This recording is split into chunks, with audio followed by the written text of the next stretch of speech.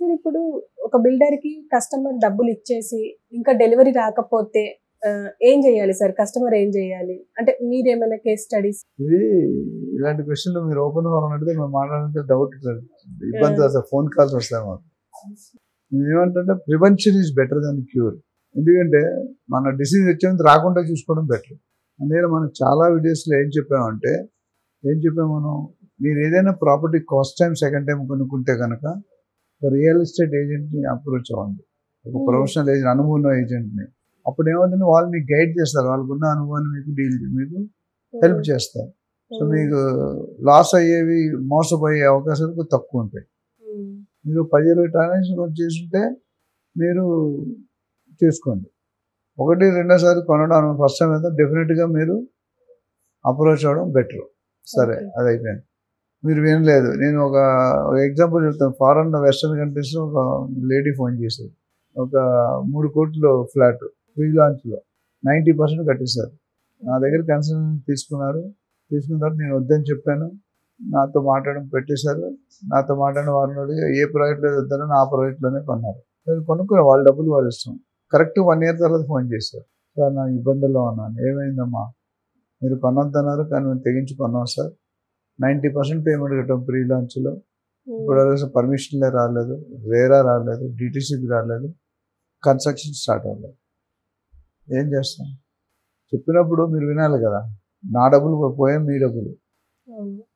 అప్పుడు నేను చెప్పాను. బయటికి రావడానికి 30,00,000 తెచ్చుకున్నాను. ఆ ప్రాజెక్ట్ రాక 2.7 క్రోర్స్ కట్టేశారు. ఇప్పుడు ఇంకో 30,00,000, 40,00,000 ఖర్చు పెడుతున్నారు. లాయర్‌కి మిగతా డాక్యుమెంటేషన్ ఏదైనా పెనాల్టీ. సో ఓవరాల్‌గా ఎంత లాస్ మనకి? 1 ఇయర్ ఇంట్రెస్ట్ పోయింది. ఇదో 30,00,000, 40,00,000 ఎడిషనల్ పడ్డాయి. అంటే మేము ఇవన్నీ డబ్బు కంట స్ట్రెస్ లెవెల్స్, హ్మ్. డిప్రెషన్. కోట్లు 2, 3 కోట్లు అంటే పెద్ద అమౌంట్ కదమ్మా! చిన్న అమౌంట్ కాదు కదా! ఫారెన్‌లోకి వెళ్ళినా కష్టపడితే వస్తాయి వాళ్ళు. అవును. సో ఇప్పుడు దాన్ని బయట రావడానికి జరుగుతున్నాయి. ప్రొసీజర్ చెప్పాం. లీగల్‌గా ఎలా వెళ్ళాలి, నోటీస్ టైమింగ్ ఉన్నది. నోటీస్ ఇవ్వాలి. వాళ్ళ ఎక్స్‌ప్లనేషన్ కోర్టుకి పిలవాలి. ఇది ఒక సైక్లిక్ ప్రాసెస్. పెద్ద ప్రొసీజర్. హ్మ్. సో దానివల్ల మళ్ళీ ఇల్లు కొనాలంటే ఇంక మన లైఫ్‌లో కొనరు ఇల్లు సొంతంగా. ఓకే. సో ఏదైనా తప్పు చేయకపోవడం బెటర్. తప్పు చేస్తే బయటకు రావడం చాలా కష్టం. కానీ తక్కువకి ఇస్తాను కదా అని కొనేసుకోకూడదు. చాలా సార్లు ఎగ్జాంపుల్ చెప్పాను నేను. మీరు బయట బట్టల షాపులు ఉంటాయి కొంత బ్రాండెడ్ బట్టల షాప్. మీరు హోర్డింగ్స్‌లో చూస్తే మీరు రోడ్డు మీద వెళ్తుంటే 50% డిస్కౌంట్ అని ఉంటుంది. రైట్. అవును. 50%, 60%, 40% డిస్కౌంట్ పెడతారు. సో మీ ఎవరైతే ఫ్యామిలీ ఉన్నారో హస్బెండ్ చెప్తారు నీకు షాపింగ్ చేస్తా పదా అని తీసుకెళ్తారు.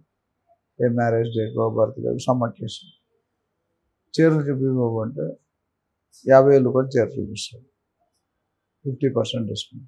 50% 25,000, 30,000 పెట్టి ఎంతమంది చీరలు కొనుక్కునే కెపాసిటీలో ఉన్నారు వాస్తవం మాట్లాడుకుంటే. అప్పుడు మరి భర్త పరిస్థితి ఏంటి? కొనకుండా ఇంటికొస్తే మ్యాటర్ నీకు అర్థమైంది. కొనాలంటే సపోర్ట్ చేయట్లేదు. అవునా? సో ముందుకెళ్తే గొయ్య, వెనక్కొస్తే నెయ్య. మరి నా బడ్జెట్ అంటే 5,000 చీరలు ఉన్నాయి సార్.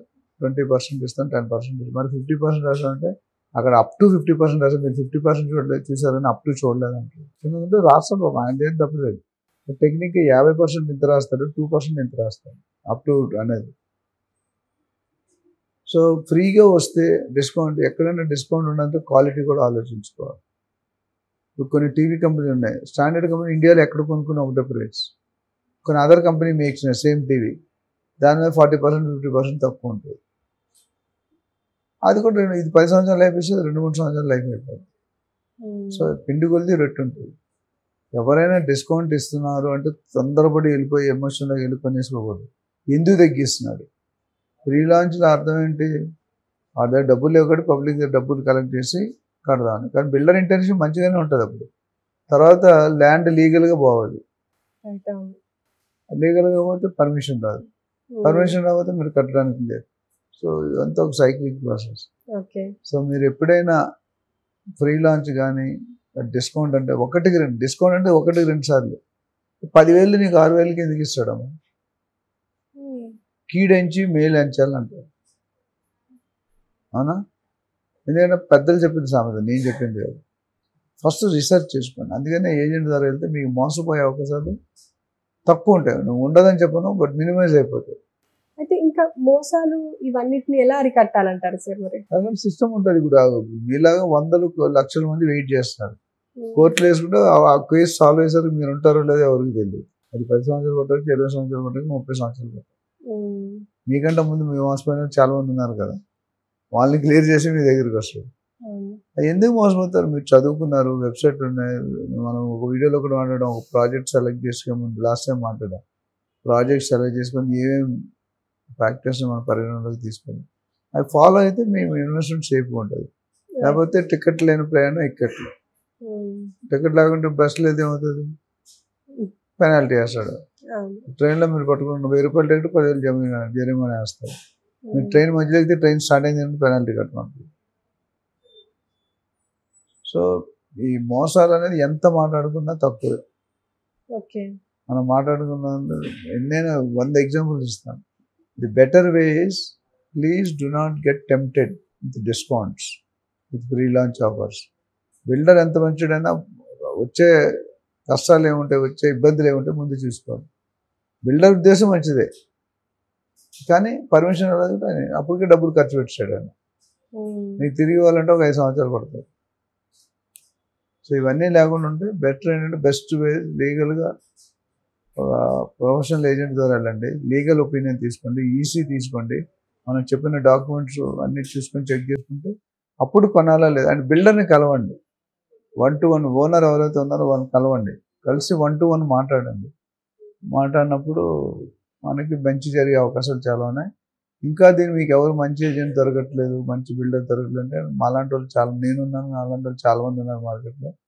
వాళ్ళు మనం సంప్రదించి వచ్చే నెంబర్ ఉంది స్క్రీన్ మీద, అపాయింట్మెంట్ తీసుకొని మన దగ్గర కోసం డెఫినెట్గా వాళ్ళ బడ్జెట్ ప్రకారం ఎక్కడ ఇన్వెస్ట్ చేయాలి, ఏమి ఇన్వెస్ట్ చేయాలి, ఎందుకు ఇన్వెస్ట్ చేయాలి, ఎంత రేటింగ్ వస్తుంది, ఎంత అప్రిషియేషన్ అవుతుంది, ఎంత సేఫ్టీ ఉంటుంది, ఎంత మీ ఇన్వెస్ట్మెంట్ అడ్వైజ్ ఇచ్చేటట్టు సేఫ్టీ, సెక్యూరిటీ, అప్రిషియేషన్, ఈ 3 అండ్ ప్రాజెక్ట్ ఎగ్జిక్యూషన్ అవుతుంది లేదా దాని ప్రాజెక్ట్ మనం ఓన్లీ డిటిసిపి, హెచ్ఎండి, రేరా ఉన్న ప్రాజెక్ట్స్ మాత్రం మనం సజెస్ట్ చేస్తాం. నాకంటూ ఏ ప్రాజెక్ట్స్ లేవు, ఉండవు. మనం సజెస్ట్ చేసి ఇతరులు చేసినప్పుడు ఆ పర్మిషన్స్ ఉన్న ప్రాజెక్ట్స్ మాత్రం మనం అప్రూవ్ చేస్తాం, లేకపోతే చెయ్యం. సో ఎవరికైనా ఇంట్రెస్ట్ ఉన్న సర్వీస్ కావాలనుకుంటే నాతో కన్సల్టింగ్ మాత్రం ఉంటుంది. ఫర్దర్ సర్వీస్ కంటే మన దగ్గర ట్రైన్ అయిన ఏజెంట్స్ ఉంటారు, వాళ్ళని approve they will help you. Okay sir, thank you.